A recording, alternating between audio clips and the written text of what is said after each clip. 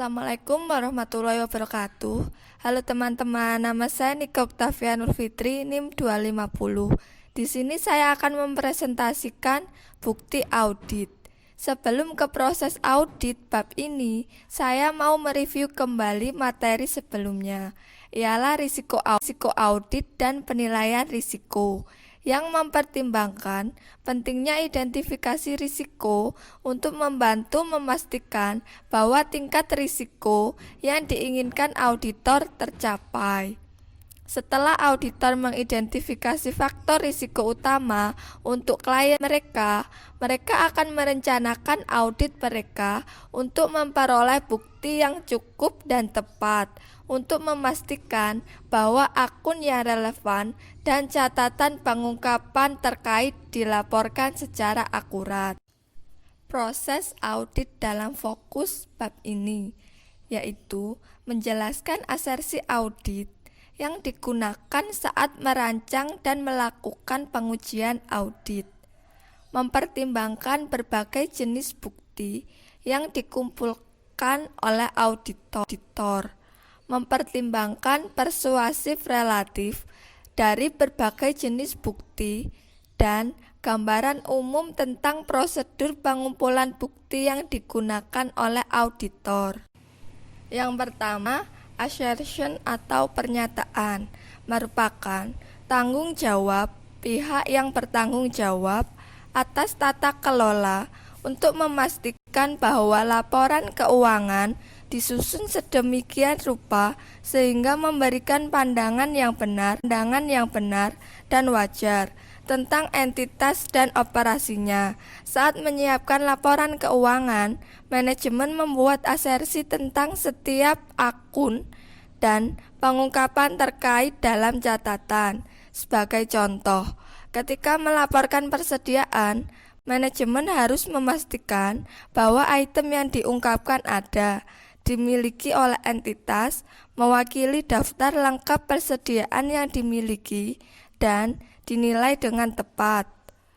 Auditor menggunakan asersi untuk transaksi, saldo akun, dan penyajian saldo pengungkapan saat menilai risiko salah saji material, dan saat merancang prosedur audit mereka.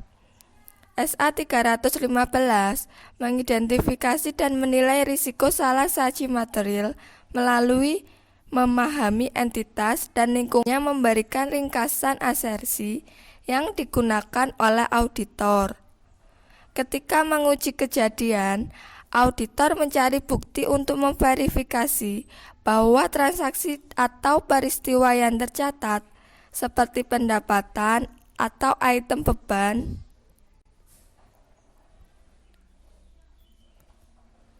telah terjadi dan berhubungan dengan entitas.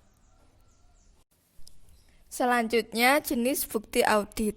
Bukti audit adalah informasi yang digunakan auditor ketika sampai pada pendapatan mereka tentang kebenaran dan kewajaran laporan keuangan klien mereka. Asal 500. Adapun jenis bukti audit terbagi menjadi 8. Yang pertama, bukti audit yang cukup dan tepat merupakan konsep inti dalam audit. Kecukupan berkaitan dengan kuantitas dan kesesuaian berkaitan dengan kualitas bukti audit yang dikumpulkan. Konsep ini saling terkait karena kualitas bukti yang dikumpulkan akan mempengaruhi kuantitas yang dibutuhkan. 2. Konfirmasi eksternal. Asal 505 memberikan panduan tentang penggunaan konfirmasi eksternal. Konfirmasi eksternal dikirim langsung oleh auditor kepada pihak ketiga yang meminta untuk menanggapi auditor atas hal-hal yang tercantum dalam surat konfirmasi.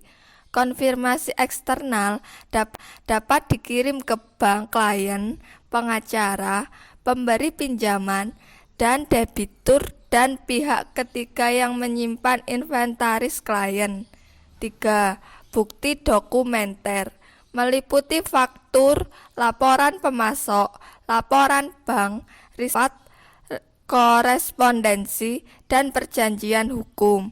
Ini mungkin dihasilkan secara internal atau eksternal. Dokumen yang dibuat secara internal dipengaruhi oleh klien. Dokumen yang dibuat secara eksternal dibuat oleh pihak ketiga. 4. Representasi. ASA 580 mensyaratkan bahwa upaya auditor untuk mendapatkan perwakilan tertulis dari manajemen klien mereka. Surat representasi manajemen biasanya mencantumkan pengakuan bahwa manajemen bertanggung jawab atas penyusunan laporan keuangan. Manajemen bertanggung jawab untuk memastikan bahwa laporan disiapkan sesuai corporate act yang memberikan pandangan dan adil tentang posisi keuangan perusahaan dan mematuhi standar akuntansi Australia. 5. Bukti verbal digunakan saat memperoleh pemahaman tentang klien dan sistem pengendalian internalnya. Ini dapat digunakan untuk menguatkan bentuk bukti lain. 6. Bukti komputasi. Bukti komputasi dikumpulkan ketika auditor memeriksa keakuratan matematis dari angka-angka yang muncul dalam laporan keuangan. Ini melibatkan penambahan kembali entry yang disertakan dalam jurnal dan buku besar klien. 7. Bukti fisik. Auditor mengumpulkan bukti fisik melalui pemeriksaan aset berwujud klien, seperti inventaris dan aset tetapnya. Auditor menjamin jumlah aset yang dicatat untuk mendapatkan bukti bahwa aset tersebut ada. Misalnya, auditor akan memilih item inventaris dari buku besar klien untuk pengujian dan menjamin jumlah yang dicatat ke item fisik, dan menghitung item yang ada untuk memeriksa bahwa jumlah yang dicatat akurat. 8. Bukti elektronik mencakup data yang disimpan di komputer klien. File dikirim melalui email ke auditor dan item dipindai dan difaks. Transaksi biasanya. Selanjutnya, persuasif bukti audit. Ketika auditor mengakses catatan klien mereka kemudian mencari bukti yang menguatkan untuk membuktikan bahwa jumlah yang dicatat akurat. Adapun tiga kategori besar dari bukti yang menguatkan yaitu 1. Bukti yang dihasilkan secara internal.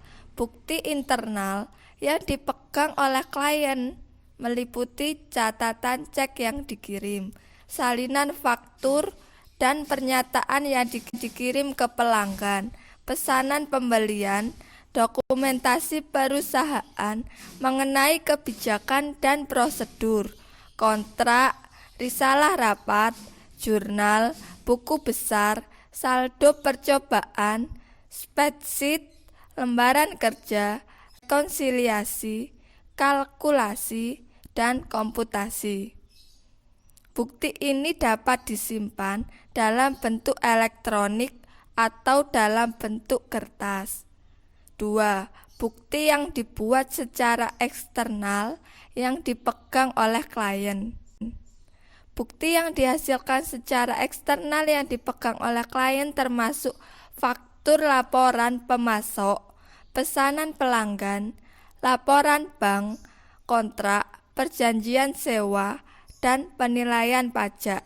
Sumber bukti ini cukup meyakinkan diproduksi oleh pihak ketiga. 3. Bukti yang dibuat secara eksternal dikirim langsung ke auditor. Bukti yang dihasilkan secara eksternal dikirim langsung ke auditor termasuk konfirmasi bank, konfirmasi debitur, korespondensi dengan pengacara klien, termasuk konfirmasi representasi dan penilaian ahli. Sumber bukti ini dianggap paling andal dan berkualitas terbaik karena tidak bergantung pada. Selanjutnya, menggunakan karya seorang ahli. ASA 620 menggunakan karya pakar auditor memberikan pedoman bagi auditor saat menggunakan karya pakar. Yang pertama, menilai kebutuhan untuk menggunakan seorang ahli. Kebutuhan untuk menggunakan jasa pakar bergantung pada pengetahuan tim audit, signifikasi, dan kompleksitas item yang dinilai, dan ketersediaan bukti koroboratif alternatif yang sesuai. 2. Menentukan ruang lingkup pekerjaan yang akan dilakukan. Auditor harus dilibatkan dalam menetapkan ruang lingkup pekerjaan yang diperlakukan karena pertimbangan pakar merupakan bagian dari bukti audit yang auditor membentuk opini audit mereka. 3. Menilai kapabilitas pakar. Sebelum menghubungi pakar, auditor menilai kapasitas mereka untuk menyelesaikan pekerjaan yang diperlukan. Ini melibatkan evaluasi kualifikasi ahli sebagai anggota dari badan profesional yang relatif. 4. Menilai objektivitas pasar. Objektivitas mengacu pada kemampuan untuk membentuk pendapatan atau sampai pada kesimpulan tanpa pengaruh preferensi pribadi. Seorang pakar diharapkan lebih objektif jika tidak terkait dengan klien. 5. Menilai laporan pakar. Laporan harus merinci setiap tahapan proses yang digunakan untuk sampai pada opini atau kesimpulan keseluruhan dari laporan. Ini harus mencakup informasi tentang sumber data atau perhitungan yang dilakukan. Auditor menilai kesesuaian sumber data yang digunakan. Pakar tersebut harus menggunakan sumber data yang memiliki reputasi baik dan andal. 6. Tanggung jawab untuk kesimpulan. Tanggung jawab untuk kesimpulan keseluruhan tentang kebenaran dan kewajaran laporan keuangan klien berada pada auditor. Auditor bertanggung jawab untuk menilai kualitas bukti yang diberikan oleh seorang pakar dan menentukan apakah bukti tersebut andal. Selanjutnya, menggunakan pekerjaan auditor lain. ASA 600 pertimbangan khusus audit dari laporan keuangan grup. Memberikan panduan saat menggunakan pekerjaan firma audit lain. Auditor yang bertanggung jawab untuk mendatangi laporan audit mungkin perlu mengandalkan bukti yang diberikan oleh auditor lain untuk komponen tertentu dari laporan keuangan klien. ASA 600 menjelaskan tanggung jawab rekan peratan grup ketika menggunakan pekerjaan auditor komponen. Rekan perikatan grup menetapkan pekerjaan yang harus dilakukan oleh auditor komponen. Kedua auditor tersebut dapat mendiskusikan prosedur rinci yang akan digunakan dan rekan perikatan grup kemudian menelaah kesimpulan utama yang diambil dalam kertas kerja auditor komponen. Selanjutnya, prosedur pengumpulan bukti. Auditor akan memeriksa catatan dan dokumen untuk berbagai alasan. Saat menguji pengendalian, auditor akan memeriksa dokumen untuk bukti. Misalnya, perhitungan telah diperiksa, saldo telah direkonsiliasi, masukan telah disepakati untuk keluaran, dan manajemen telah mengesahkan pembelian yang signifikan. Catatan dan dokumen diperiksa saat melakukan pengujian substansif untuk memeriksa. Aset berwujud diperiksa untuk memberikan bukti bahwa aset tersebut ada. Staf klien diamati melakukan berbagai prosedur ketika tidak ada cara lain untuk menetapkan bahwa suatu proses sedang digunakan oleh klien mereka. Saat menguji kontrol, prosedur klien dilakukan kembali untuk memeriksa efektivitas kontrol. Saat melakukan pengujian substantif, estimasi klien akan kembali untuk memverifikasi jumlah yang dihitung oleh klien. Prosedur analitis digunakan untuk menilai hubungan antara informasi keuangan dan non-keuangan. Selama fase penilaian risiko audit, fluktuasi yang tidak biasa diidentifikasi. Selama fase respon risiko audit, prosedur analitik digunakan untuk mengevaluasi informasi yang termasuk dalam laporan. Sekian presentasi dari saya. Jika ada salah kata mohon maaf. Terima kasih. Wassalamualaikum warahmatullahi wabarakatuh.